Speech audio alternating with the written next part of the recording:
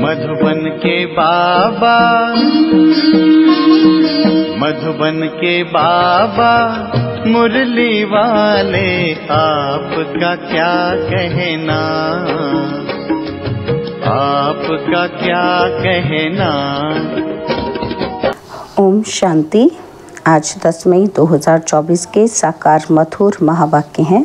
आज मीठे मीठे बाप दादा बोले, मीठे बच्चे बाप समान रहम दिल बनो। रहम दिल बच्चे सबको दुखों से छुड़ाकर पतित से पावन बनाने की सेवा करेंगे। बाबा ने कहा, मीठे बच्चे बाप समान रहम दिल बनो। रहम दिल बच्चे सबको दुखों से छुड़ाकर पतित से पावन बनाने की सेवा करेंगे।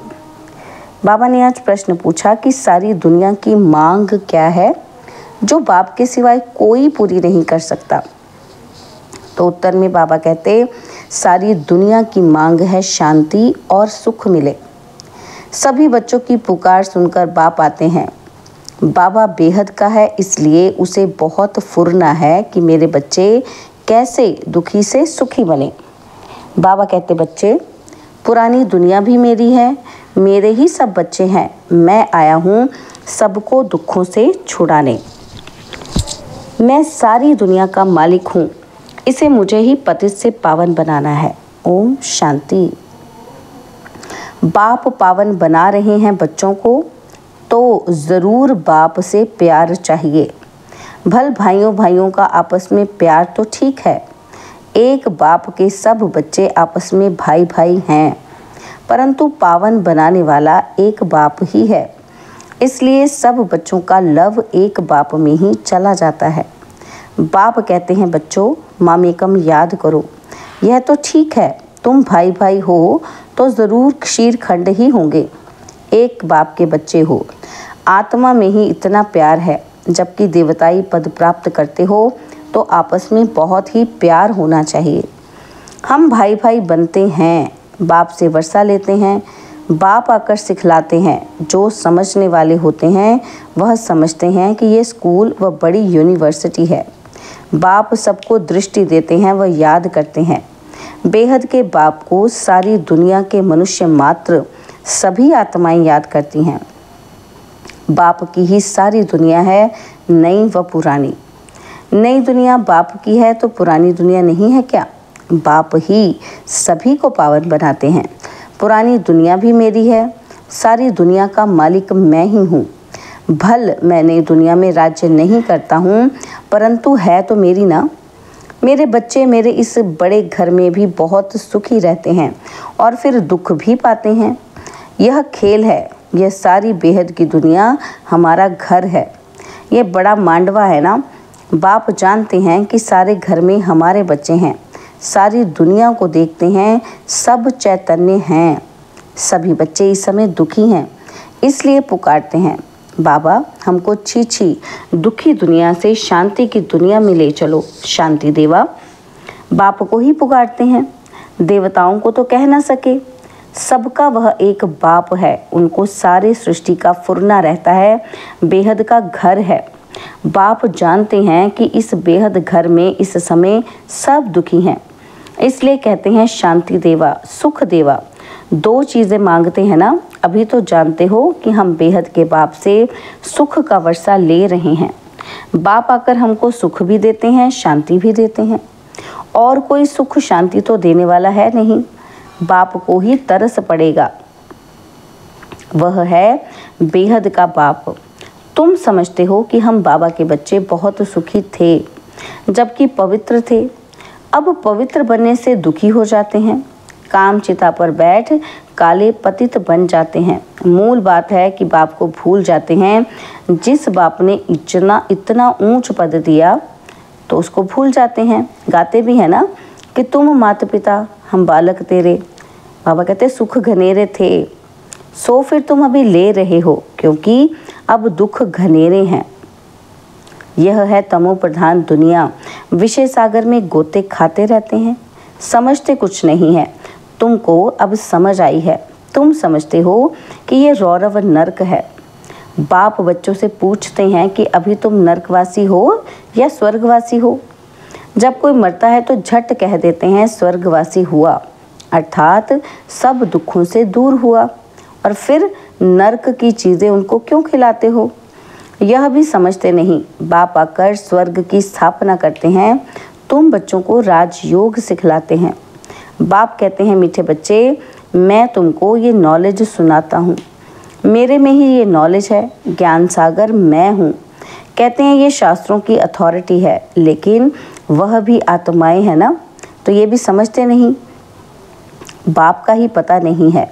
बाप जो विश्व का मालिक बनाते हैं, उनके लिए कहते हैं ठिक्कर भीतर सब में है। व्यास भगवान ने क्या क्या बातें लिख दी हैं, मनुष्यों को कुछ भी पता नहीं है। बिल्कुल ऑर्फन बन आपस में लड़ते झगड़ते रहते हैं। बाप रचता और रचना के आदि मध्य अंत को नहीं जानते हैं। तो बाप अपना और रचना के आदि मध्य अंत का राज समझाते हैं, और तो कोई बता ही ना सके। तुम कोई से भी पूछो जिसको ईश्वर भगवान रचता कहते हो, उनको तुम जानते हो क्या? ठिक्कर भीतर में ईश्वर कहना ही जानना है? पहले अपने को तो समझो। मनुष्य तमो प्रधान है तो जानवर आदि सब तमो प्रधान है।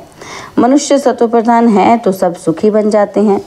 जैसा मनुष्य वैसा उनका फर्नीचर भी होता है। साहूकार लोगों का फर्नीचर भी अच्छा होता है। तुम तो बिल्कुल सुखी विश्व के मालिक बनते हो, तो तुम्हारे पास हर चीज़ सुखदायी है। वहाँ दुखदायी कोई चीज़ होती नहीं। यह नरक है ही गंदी दुनिया। बाप आकर समझाते हैं, भगवान तो एक ही है, वही पतित पावन है। स्वर्ग की स्थापना करते हैं, देवताओं की महिमा भी गाते हैं। सर्वगुण संपन्न मंदिरों में जाकर देवताओं की उपमा और अपनी निंदा करते हैं, क्योंकि सभी भ्रष्टाचारी हैं। श्रेष्ठाचारी स्वर्गवासी तो ये लक्ष्मी नारायण है, जिनकी सब पूजा करते हैं। सन्यासी भी करते हैं। सतयुग में ऐसे नहीं होता। तुम्हारा सन्यास है बेहद का। बेहद का बाप आकर बेहद का सन्यास कराते हैं। वह है हठ योग, हद का सन्यास। वह धर्म ही दूसरा है। बाप कहते हैं, तुम अपने धर्म को भूल कितने धर्मों में घुस पड़े हो। अपने भारत का नाम ही हिंदुस्तान रख दिया है और फिर हिंदू धर्म कह दिया है। वास्तव में हिंदू धर्म तो कोई ने स्थापन ही नहीं किया है। मुख्य धर्म है ही 4, देवी देवता, इस्लामी, बौद्धि और क्रिश्चियन। तुम जानते हो ये सारी दुनिया आइलैंड है। इसमें रावण का राज्य है। रावण देखा है? जिनको घड़ी घड़ी जलाते हैं, ये सबसे पुराना दुश्मन है। यह भी समझते नहीं कि हम क्यों जलाते हैं। समझ चाहिए ना कि ये कौन है, कब से जलाते आए हैं। समझते हैं परंपरा से। अरे उनका भी कोई हिसाब तो चाहिए ना। तुमको कोई जानते ही नहीं। तुम हो ब्रह्मा के बच्चे। तुमसे कोई पूछे कि तुम किसके बच्चे हो? अरे हम ब्रह्मा कुमार कुमारियां हैं तो उनके बच्चे ठहरे ना। तो ब्रह्मा किसका बच्चा? शिव बाबा का। हम उनके पौत्रे ठहरे। सभी आत्माएं उनके बच्चे हैं। फिर शरीर में पहले ब्राह्मण बनते हैं। प्रजापिता ब्रह्मा है ना। इतनी प्रजा कैसे रचते हैं ये तुम जानते हो। यह अडॉप्शन है। शिव बाबा अडॉप्ट करते हैं ब्रह्मा द्वारा। मेला भी लगता है। वास्तव में मेला वहाँ लगना चाहिए जहाँ ब्रह्मपुत्रा बड़ी नदी सागर में जाकर मिलती है। उस संगम पर मेला लगना चाहिए। यह मेला यहाँ है। ब्रह्मा बैठा है। तुम जानते हो बाप भी है और बड़ी मम्मा भी तो यह है। परंतु मेल है इसलिए मम्मा को मुकर्रर किया जाता है कि तुम इन माताओं को संभालो। बाप कहते हैं, मैं तुमको सदगति देता हूँ। तुम जानते हो ये देवताएं हैं डबल अहिंसक, क्योंकि वहाँ रावण होता ही नहीं। भक्ति से होती है रात, ज्ञान से दिन। ज्ञान सागर एक बाप ही है। उनके लिए फिर कह देते हैं सर्वव्यापी। बाप ही आकर ये समझाते हैं और बच्चों को ही समझाते हैं। शिव भगवानुवाच है ना। शिव जयंती मनाते हैं तो ज़रूर कोई में आते हैं। कहते हैं मुझे प्रकृति का आधार लेना पड़ता है। मैं कोई छोटे बच्चे का आधार नहीं लेता हूँ। श्री कृष्ण तो बच्चा है ना। मैं तो उनके बहुत जन्मों के अंत में सो भी वानप्रस्थ अवस्था में प्रवेश करता हूँ। वानप्रस्थ अवस्था के बाद ही मनुष्य भगवान को सिमरन करते हैं, परंतु भगवान को यथार्थ कोई भी जानते नहीं। तब बाप कहते हैं यदा यदा ही धर्मस्य, तो मैं भारत में ही आता हूँ। भारत की महिमा अपरंपार है। मनुष्य को देह का अहंकार देखो कितना है, मैं फलाना हूँ, यह हूँ। अब बाप आकर तुमको देही अभिमानी बनाते हैं। मीठे मीठे रूहानी बच्चों को रूहानी बाप बैठ ज्ञान के सब राज बताते हैं। यह है पुरानी दुनिया और सतयुग है नई दुनिया। सतयुग में आदि सनातन देवी देवता धर्म ही था। 5000 वर्ष की बात है। शास्त्रों में फिर व्यास ने लिख दिया है कि कल्प की आयु लाखों हजार वर्ष है। वास्तव में है 5000 वर्ष का कल्प। मनुष्य बिल्कुल अज्ञान की कुंभकर्ण की नींद में सोए पड़े हैं। अभी तुम्हारी ये बातें कोई नया सुनेगा तो समझ नहीं सकेगा। इसलिए बाप कहते हैं मैं अपने बच्चों से ही बात करता हूँ। भक्ति भी तुम ही शुरू करते हो, अपने को ही चमाट मारी है। बाप ने तुमको पूज्य बनाया, तुम फिर पुजारी बन जाते हो। यह भी खेल है। कोई कोई मनुष्य नर्म दिल होते हैं तो खेल देखकर भी रो पड़ते हैं। बाप तो कहते हैं जिन रोया तिन खोया। सतयुग में रोने की बात नहीं। यहाँ भी बाप कहते हैं रोना नहीं है। रोते हैं द्वापर कलयुग में, सतयुगी कभी रोते नहीं हैं। पिछाड़ी में तो किसी को रोने की फुर्सत ही नहीं होगी।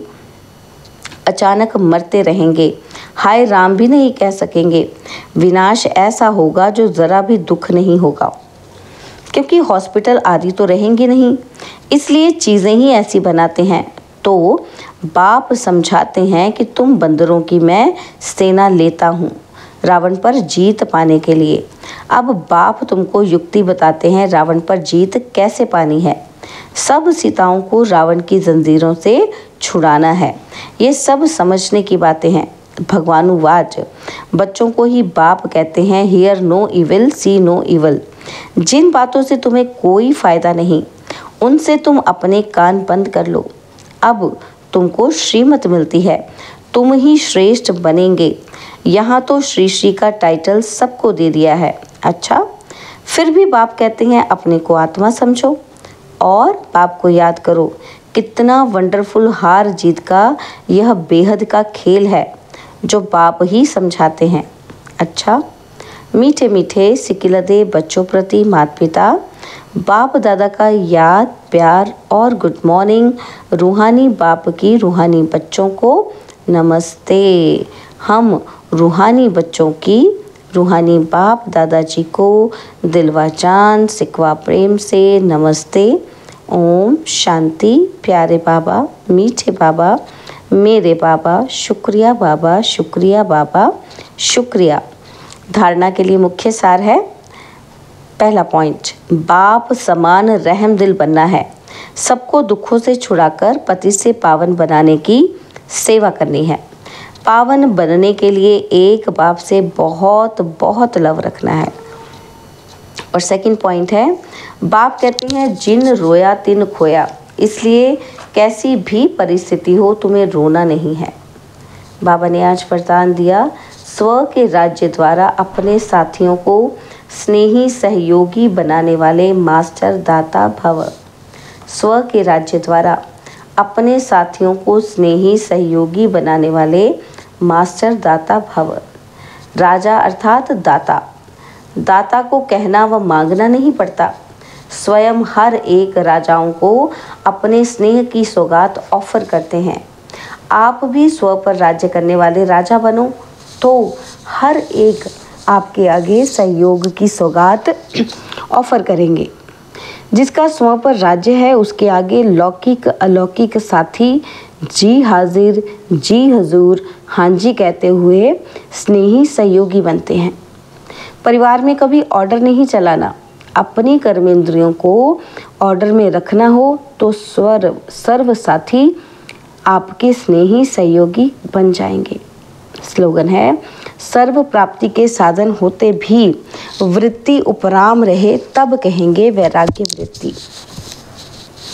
सर्व प्राप्ति के साधन होते भी वृत्ति उपराम रहे तब कहेंगे वैराग्य वृत्ति। ओम शांति।